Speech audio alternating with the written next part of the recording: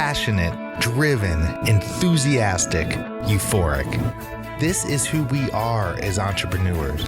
But how we leverage these incredible attributes to dream and build businesses that scale and grow is what this podcast is all about. Hello, I'm attorneypreneur Josh Brown, and welcome to Franchise Euphoria. How to avoid being a money moron is the topic of today's episode. Hello, everybody. Josh Brown here, back with another episode of Franchise Euphoria. And today I'm thrilled to have on Scott Alan Turner, who is a financial rock star who went from a money moron at age 22 to self-made millionaire 13 years later.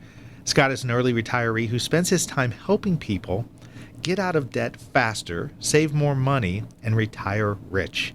He is the radio and podcast host of The Scott Alan Turner Show and a best-selling author of a book called 99-Minute Millionaire, where he goes through the process and steps of how you can get out of debt faster and make more money and make it last longer. So today, real excited to have Scott on the show, and you'll hear from this interview when we go to it here in a minute or two. You'll learn a little bit about Scott's background. He's been involved in a number of different companies, both at a corporate level, retail, and then also online and service-based businesses, and really hones in his craft on helping entrepreneurs who are getting started make good financial decisions. So hopefully if you find yourself in that place, you will find this episode helpful and will provide value to you and your business. So without further ado, here is the interview with Scott Alan Turner. Well, hello, Scott. Welcome to Franchise Euphoria. How you doing today? I'm doing great, Josh. Thanks for having me on. So you are the financial rock star. Is that my understanding? Yes, that's correct. And I do play in a band. So tell me this. I know, obviously you've probably explained this a time or two, but talk a little bit about your history and how you got into the business that you're in, the consultancy that you're in terms of helping business owners with the financial aspect of their business, because as we all know, that's not the fun, sexy part of a business, but it's the most important part of a business. Sure, absolutely. Helps your business thrive. I, like most people, came out of college with very little financial knowledge as far as personal finance, not learning much from my parents. They certainly don't teach it in school. So I came out with student loan debt, credit card debt, got into buying new cars that I couldn't otherwise afford.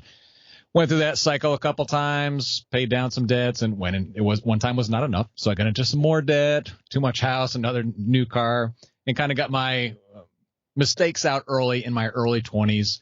Started turning my life around at that point, learning about money, proper money management. And I started out in the corporate world, ended up in the entrepreneur world and the business world. So I've had 8 companies over the past 15 years. And I've done well in some of them, not so well in other ones. And that's really how I grew into what I do today. I teach people about personal finance, helping them with their student loan debt, if they're making the jump from corporate to self-employment, freelancing, if they're running a business and they need some ideas on customer service, since I've had some employees do that for me in the past as well. So all these little different pieces I've picked up on my own over the years that I'm now able to share to keep people from making the mistakes that I've made in my past. So the businesses, you say you've had 8 companies. So the businesses that you've had, have they all been in a certain sector, or they've been service businesses, products, retail, or a combination thereof? I've had one brick and mortar early on. That was a consulting business. We were teaching people about wireless networking. So kind of all over the place. The first one was teaching people about wireless computer networks, hospitals, office buildings, going in and setting up what's called access points and getting it to connect to your laptop.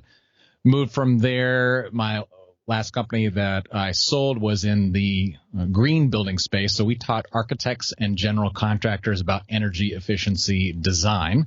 It was completely different. It's still in the training industry.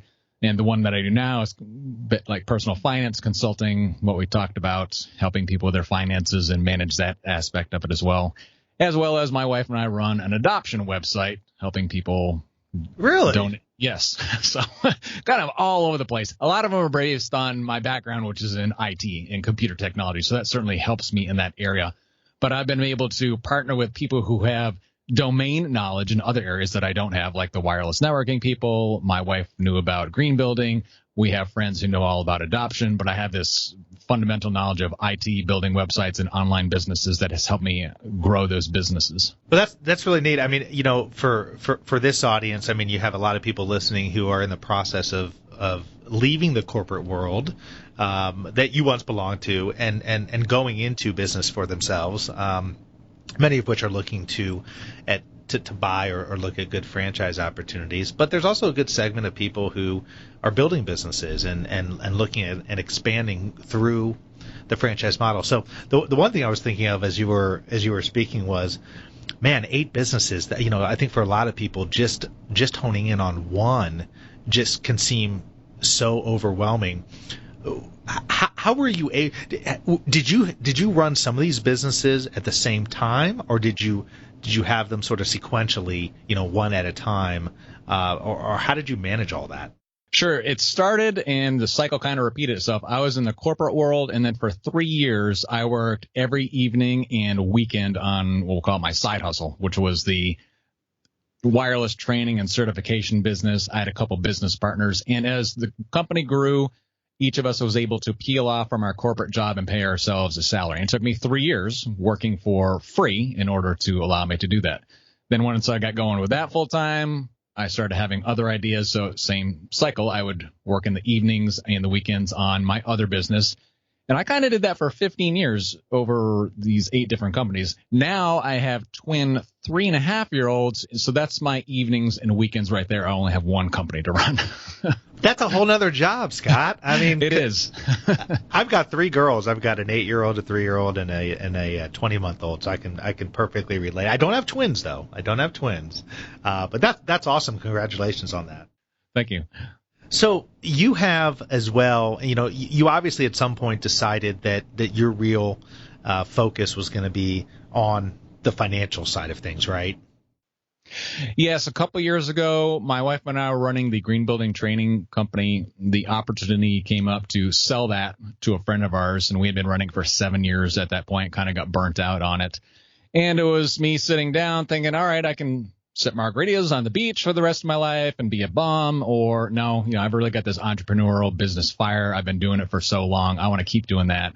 Hey, let's take everything I've learned about business, personal finance, money, and spend my time doing that and helping people, it's been extremely rewarding. I've had a great time doing it the past couple of years, helping people get out of debt, peel off from the corporate life like I have, get started investing. It's been really challenging to learn a lot, but fun at the same time. Well, and you've got a best-selling book, a 99-Minute Millionaire. Is that right? Yes, that's correct. I have a podcast and radio show where I answer listener questions. The question kept coming up over and over again. How do I get started investing? And early on, I made every investing mistake that you could possibly make, buying individual stocks, buying them too high, selling them too low, day trading, penny stocks, buying into IPOs and losing money, buying into commodities. So I bought all these stupid stuff that I've done. I call myself the former money moron. And then I wanted to walk people through I call this the boring way of investing, really, getting into here's what compound interest is. Some people don't know this stuff. And here's how you get started from not knowing anything about compound interest or why you should save money. What is a stock? What is a mutual fund? Up until the end of the book where you can call yourself an investor. So, but the 99-Minute Millionaire, where'd you come up with the title for that? It's kind of a cool title. Yeah, one of the challenges I laid out for myself when I was working on the book is how can I teach a beginner who knows nothing about investing or saving money and walk them through the entire process in 99 minutes or less? And if you're an average reader, you can finish the book in 99 minutes. The audiobook is a little bit longer because that's me speaking. It takes a little bit longer to do that. But that was the challenge I threw down for myself. I obtained it. So I was pretty happy with the results. I've had a lot of great feedback on it from people saying, hey, you've really opened my eyes to investing. This is great. I never knew how to do it. I never knew I was doing this wrong. And, thank you. So for somebody who's just getting started in a franchise business or growing a franchise business, I mean, you've had a lot of different experiences. What's the biggest financial challenge that you see business owners, or I guess financial mistakes that business owners make over and over again, and what can they do to avoid it? The biggest one, and I thankfully learned it before I peeled off from my corporate job, is have a safety net. And that is, we call it an emergency fund, a rainy day fund, whatever you want to call it. I had 6 to 9 months of savings, just my basic expenses, mortgage, insurance, minimum amount of food. Now, how much could I scale my life back to the bare bone just to survive? What is that number each month? Multiply that by 6 so that if something happens, your general manager leaves you and you don't have somebody running the shop, or you lose your customer service rep, or something happens where you have a really bad month, you've got this cushion. And it's really freeing from a mental standpoint. Number one, you can think, all right, we had a bad month, but I've got this extra money over here, and I'm not doomed. We're not going to have to close doors. And number two, it allows you to make smarter and wiser decisions, knowing that you don't have to do things you wouldn't otherwise do to pay down the debts, for example. You're not having a flash sale. All right, the bank loan's due tomorrow. We've got to come up with X number of dollars, so everything's 25% off, something crazy like that, which is going to hurt you in the long run potentially. You don't have to do that because you've got that cushion to pull from, and that gets you through the bad times. It also helps on the relationship side. If you're in a relationship, you got a spouse, you got kids, because you're not coming home angry, sweating bullets. It's not carrying over into your personal life because, again, you've got this cushion. You can sleep a little better at night, and it just makes everything better. You're not a slave to the bank. You've got loans. You're not a slave to the lender. You just got this little thing back here called a cushion, a good night's sleep, rainy day fund, whatever you want to call it, and it makes life a heck of a lot easier. And that applies to people who are in the corporate world as well. When you've got one of those things going on and you're just a regular employee, it makes life so much better.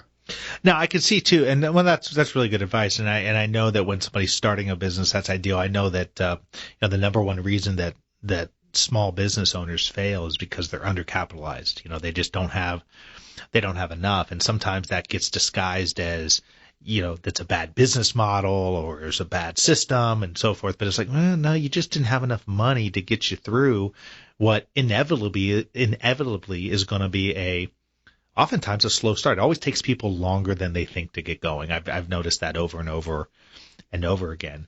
But one of the things I'm curious about is, I often get the question, I'm not at the startup. If you're not at the startup stage, and you've got something, you've built something, and now you're looking to grow it. A lot of people make financial mistakes at that point in time too. I mean, do you work with companies at that stage, or do you more focus on when they're first starting out? Yeah, I'm more focused on the individual and when they're first starting out. And you're right. At that point, they can make some unwise decisions like, all right, I'm going to go sell 40% to my brother-in-law because he's got money. And then he comes into the situation that causes some friction because now he wants to tell you how to run the business. Or I want to go out and start it with my cousin who's got 20% and he gets into the situation. Or I've got this old college roommate. He's got some money. I've got a friend right now. He's in running a business. He has a partner who's had for a number of years who owns a percentage of the company, and the partner doesn't do any work, but he can't get rid of him. So he's in a bad situation. He's still got to pay him. He's still an owner in the company, but it just doesn't do anything. Well, that's a problem, right? Yeah. Well, it's interesting too because with a lot of franchise businesses. In fact, I just got an email about this not too long ago.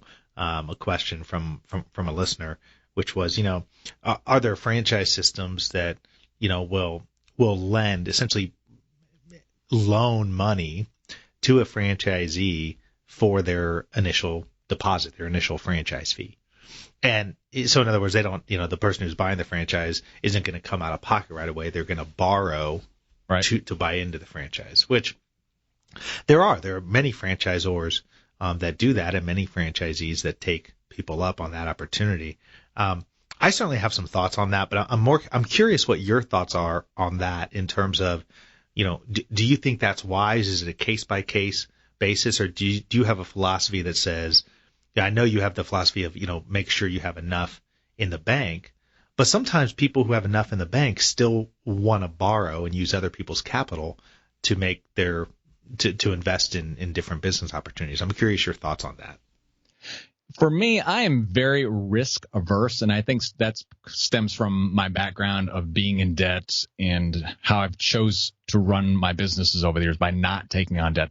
On the flip side of that, you've got the rich dad, poor dad type of personality, which is let's borrow as much money as the bank is going to give us, and we're going to risk it all, 100% of our personal assets and our house and everything. And that's an opposite extreme as well. I think there's a healthy balance somewhere in the middle, depending on each person's personality, their spending habits, their background, education, their family situation, where they have to sit down and say, all right, we're okay with it taking out this amount of money, and that's what we're going to use to seed the business. We're not going to do any more than that. Or maybe they've got like an open line of credit where they can take out X and more than that down the road.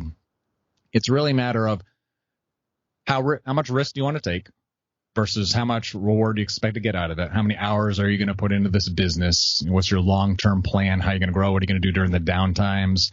How are you going to answer all these what if questions and start going through those? What if this happens? What if that happens? What if my partner passes away and then his wife or his or her spouse inherits the business? All these different situations that come up.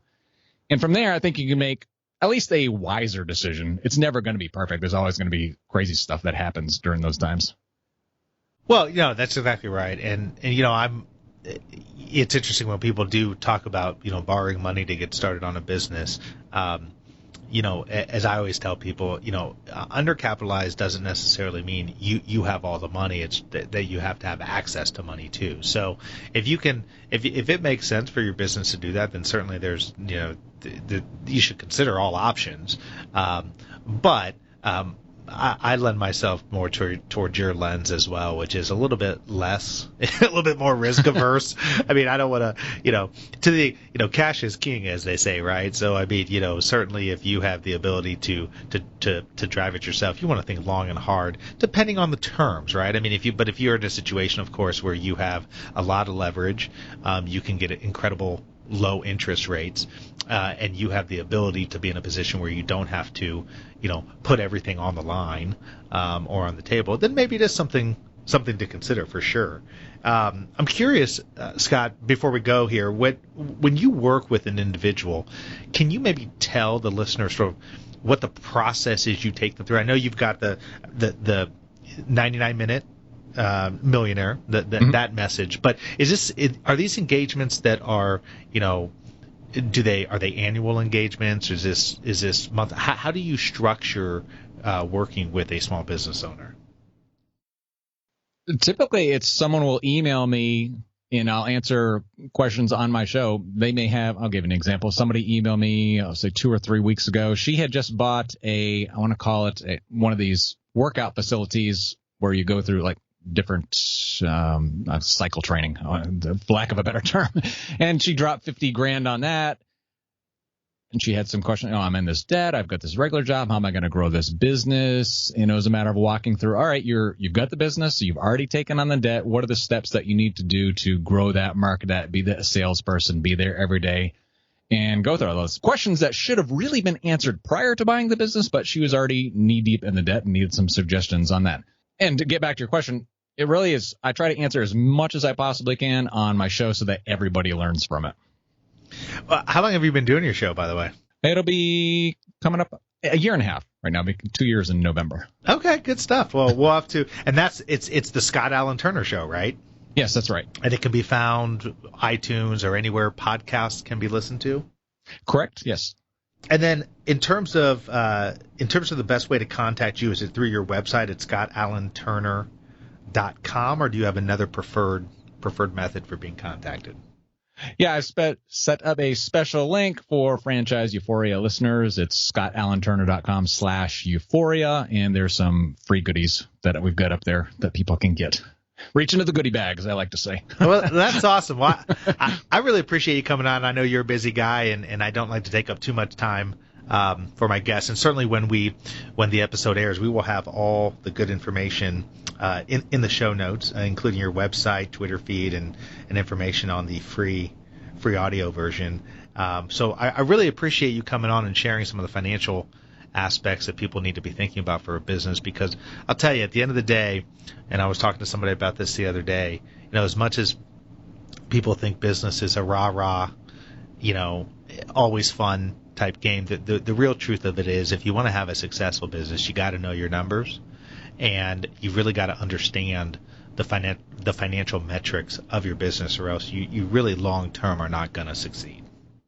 That's correct. It's a matter of where am I trying to get to, how am I going to get there? And I like to think of it as we're working backwards. If I have a certain dollar amount that I'm trying to get to in 24 months, how many sales is that in month 24 or 23? What type of marketing do we need to get there? What type of advertising do we need to get there? Who do we need to hire and at what point?